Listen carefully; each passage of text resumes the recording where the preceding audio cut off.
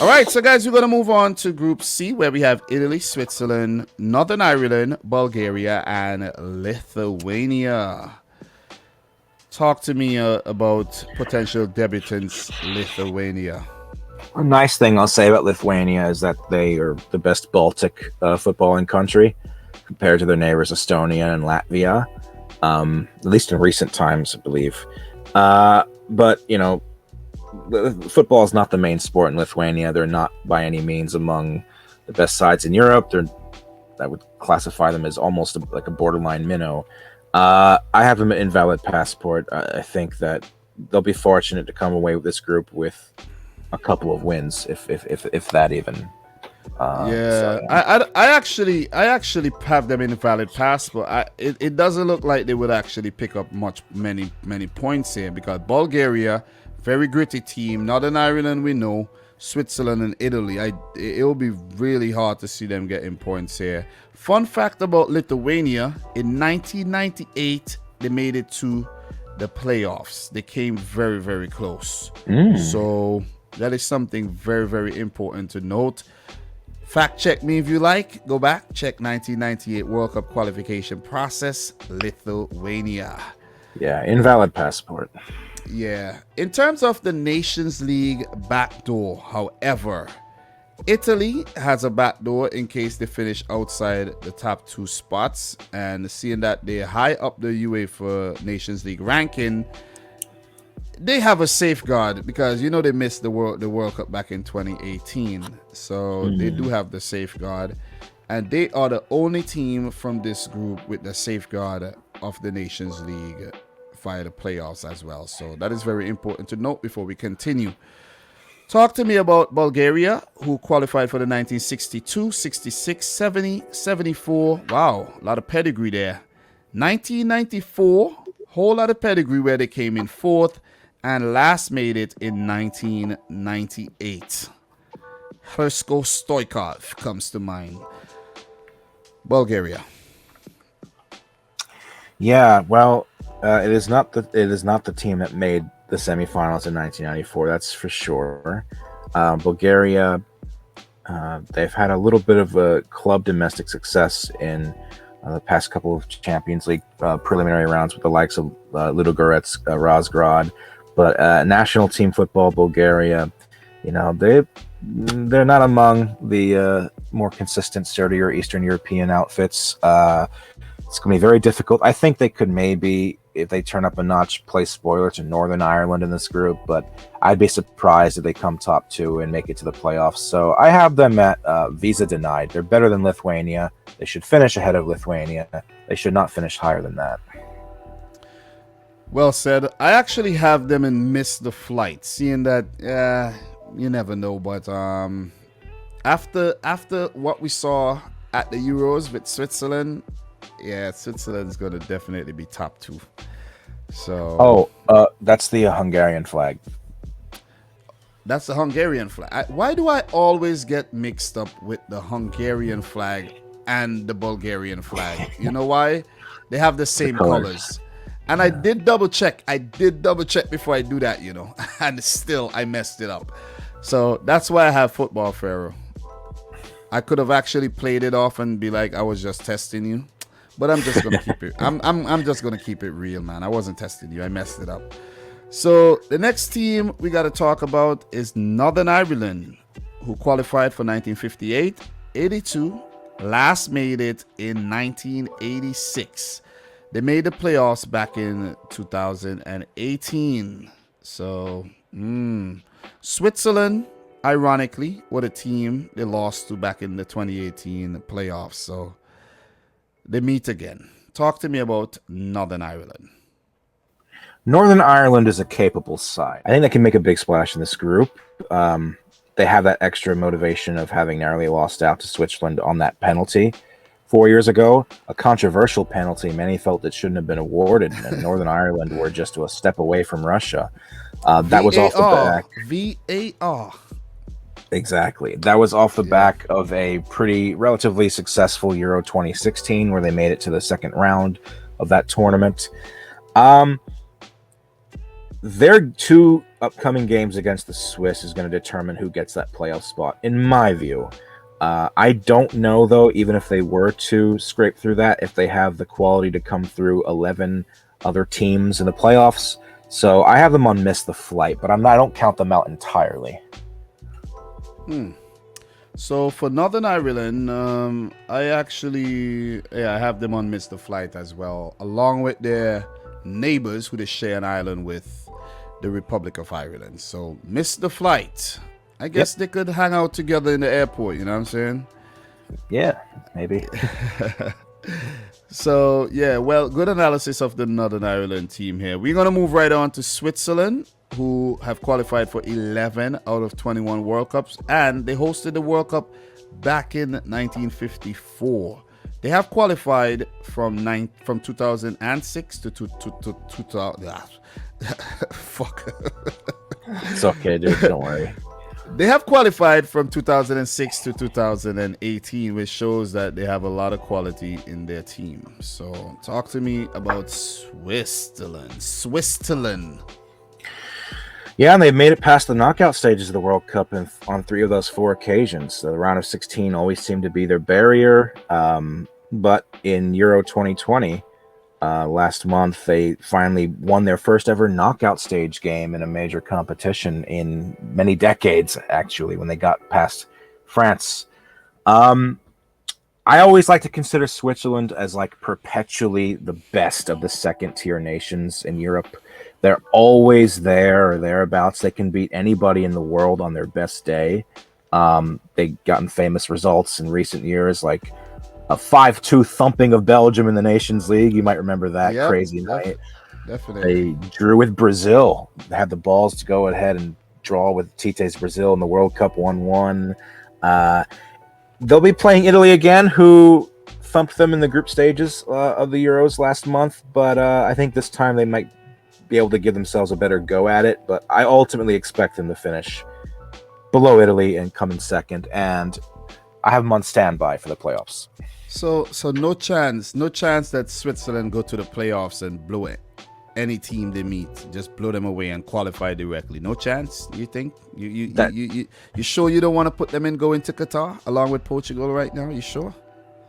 It would be a great achievement. Hey, I mean, like if they can finish first in this group and give the Italians some PTSD, send them to the playoffs again. That'd be a great story. That'd be crazy though. But the Italians are playing no games. Perfect start. They have qualified out of 18 out of 21 World Cups. They have 4 World Cup titles, but they missed the 2018 World Cup. But bounced back remarkably to win Euro 2020. This is a great story. I don't know how they pulled it off, but they did it. Roberto Mancini, I need to talk to you, bro. I need some life advice. I don't know how you did it, but that was absolutely an amazing run from start to finish. Italia. Talk to me about Italia. I've been watching international football for about, I want to say 23, 24 years now. When I look, I know a team that is on fire, that has a fire in their belly when I see one. And Italy right now is feeling it. They're still feeling it. It's a wonderful turnaround in just the last 2.5, 3 years under Roberto Mancini, who came in and changed the collective DNA of how Italy plays. I mean, you look how they are historically. No one was really used to a more attack-minded, like high midfield pressing, suffocating tactic style of play that they implemented and have implemented since he came to manage them. But they're going to Qatar. It's gonna take hell freezing over. It's gonna take, I don't know, world peace being established for Italy to miss this World Cup. I think they should do it. They might even do it winning all their games. You know, they're on a 34-match unbeaten streak. Yeah. Right now, and they're 2 wins away from the all-time record of a national team breaking that streak. Well, if we look at the schedule here in September, just to take a quick look at the schedule coming up in September here, Italy play Bulgaria and then they play Switzerland. It's gonna be difficult. it is going to be difficult to actually pull it off, and then they have Lithuania. But I think they'll do it. It's difficult, but judging from the squad I saw Mancini called up, it's pretty much the same bunch of guys with the players that like Lorenzo Pellegrini, who missed out via injury, have been included. The team looks so damn good, and I will be surprised if they lose any games for real. They're going to Qatar, in my opinion. Just want to put that out there. And they could, just like the U.S., be the second national team this year to win 2 trophies because they have the Nations League coming up in October that they're hosting. Yeah, man, it's gonna take a lot to beat this Italian team right now. So I'm saying Italy straight to Qatar. Absolutely. First class. Yes. So we're gonna move right on to Group D, where there's France, Ukraine, Finland, Bosnia and Herzegovina, and Kazakhstan. Let us start the group by talking about potential debutants, Kazakhstan, who recently participated in AFC World Cup qualifications back in 2002. So talk to me about Kazakhstan, a Eurasia country. Mm-hmm. Well, Kazakhstan is not Italy. I have them an invalid passport because this is not a ranking of teams in terms of like powerhouses to minnows, but also you have to take into consideration the path in front of them, like who's in their group. That's because I expect it to be a war zone between Ukraine, Finland, and Bosnia for who comes in for that playoff spot behind the French. I think it's just a mountainous task for Kazakhstan, but they could be a banana peel of sorts. They drew with Ukraine earlier this year, a result that could come back to haunt Ukraine. But yeah, I mean, there's not much else to talk about the Kazakhs. Invalid passport. It's going to take a more of a while to go yet for them to really be competitive in Europe. Well said. So France is the only team from Group D who has a Nations League place, into the playoffs. Well, if they place outside the top 2, which I doubt would actually happen. But you never know. The ball is round, and who knows, man? They might actually shit the bed. You never know, man. They did it at the Euros, so they could do it again. You know what I mean? Yeah. So we move on to former Yugoslavian nation Bosnia and Herzegovina, who has one World Cup appearance back in 2014, and they made the playoffs for 2010, but missed out. Talk to me about Bosnia and Herzegovina. I have them on miss the flight. I was excited when they qualified for their maiden World Cup back in 2014. Ever since then, though, just like a lot of their Eastern European counterparts, they haven't gotten back to a major tournament. They had a really doable path for Euro 2020 via the Nations League first season. They were eliminated at home by the Northern Irish, and then they lost out eventually on that spot to Slovakia. I had high expectations for them, and I've been really disappointed the last couple of years. They've gone through a few managers as well, so there's a little bit of instability in that regard. But, I mean, they're still a side that you don't want to come up against. I mean, you don't ever want to brush them off, so I just don't think they're going to have the quality this time to make it to the playoffs, but they're not among the lowlier sides, so I don't have them in visa denied. I have no choice. I have to put them in miss the flight. Notable mentions: Miralem Pjanic, Edin Dzeko, and Mr. Sead Kolasinac comes to mind in terms of quality players from Bosnia and Herzegovina. Yeah, so for Bosnia and Herzegovina, where do I have them? I actually have them on miss the flight as well. So Bosnia missed the flight, and we're going to move right on. We're going to keep the ball rolling. Let's talk about potential debutants. Finland, who made their debut at a major international tournament for the first time in Euro 2020. Talk to me about Finland. Yeah, Finland, a really exciting team to watch their trajectory the last few years. Euro 2020 was the first time they ever made it to an international senior men's tournament in their entire 80-plus year history. And you got to give a lot of props to their manager, Marko Kanerva, for being the man who spearheaded that. And when they got to the Euros, I mean, they were not pushovers. They won their first match against Denmark. albeit we know the circumstances with Christian Eriksen. They made life difficult for Belgium. I think Belgium required 2 second-half goals to put them away. I'm interested to see where this project continues to go. I mean, they're in a group with the same French team that they beat in a friendly last year 2-0. This might be a little bit harsh on Finland, but my concern for them is that they might play the role sort of like what Wales did back in 2016 when Wales made it to an international tournament for the first time in a long time. They turned some heads, but Wales were unable to really make a case for a World Cup qualification. I have Finland on miss the flight because I think they lack that pedigree, and I think that they're lacking a little bit of that experience to really, really challenge for a spot. I wouldn't be surprised if they make it to the playoffs, but even if they did, I don't think they'll qualify, so miss the flight. Yeah, I feel the same way too, because if you check how the group is set up right now, Ukraine got 3 points, and with Shevchenko actually parting ways with the national team, that could be an opportunity for Finland and even Bosnia to leapfrog a Ukraine who has been showing a lot of promise lately. So I think they have the capabilities to make it to the playoffs, but could they get past whichever opponent they meet in the playoffs?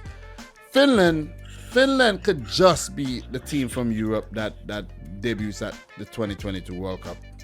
I won't write them off completely. I'm gonna just put it out there, but I do have them as missing the flight, which takes us to Ukraine, who has 1 World Cup qualification back in 2006, where the aforementioned Shevchenko lit up the tournament.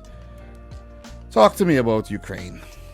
Yeah, well, Shevchenko's departure, when I heard the news a couple of weeks ago, I was a little bit surprised by it, and it certainly, to some extent, throws up in the air a certain degree of uncertainty. You have no idea if it's going to be a destabilizing effect, or they'll be able to deal with it just fine.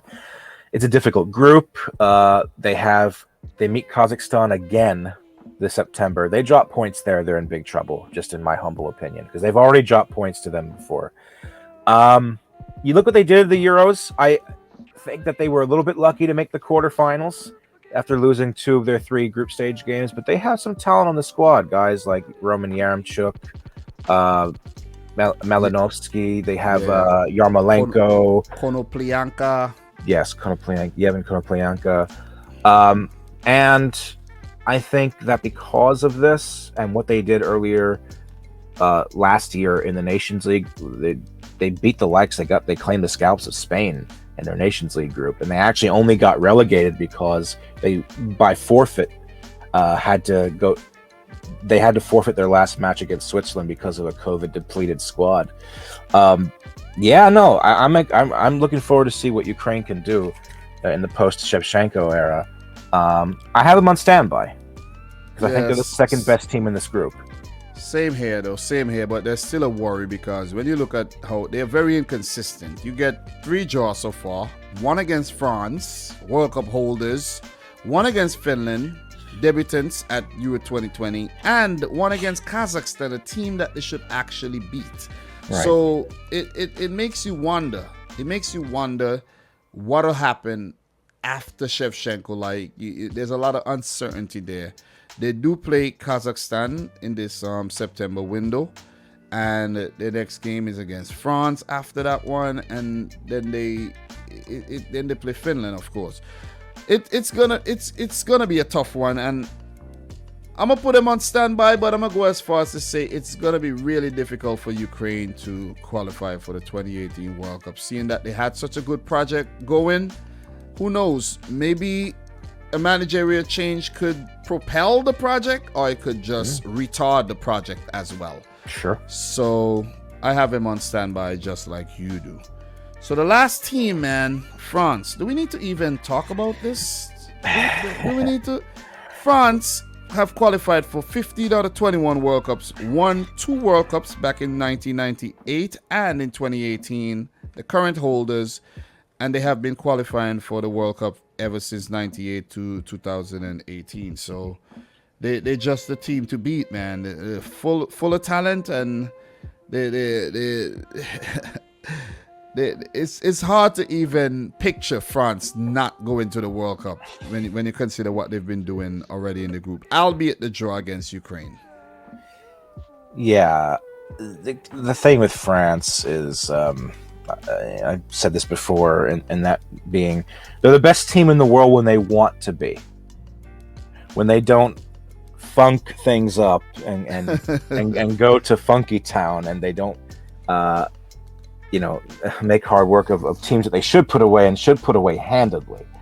Yeah, I mean, they're going to Qatar. It'll take a total disaster for them not to. The question will be, can they prevent themselves falling susceptible to that World Cup curse with the champions?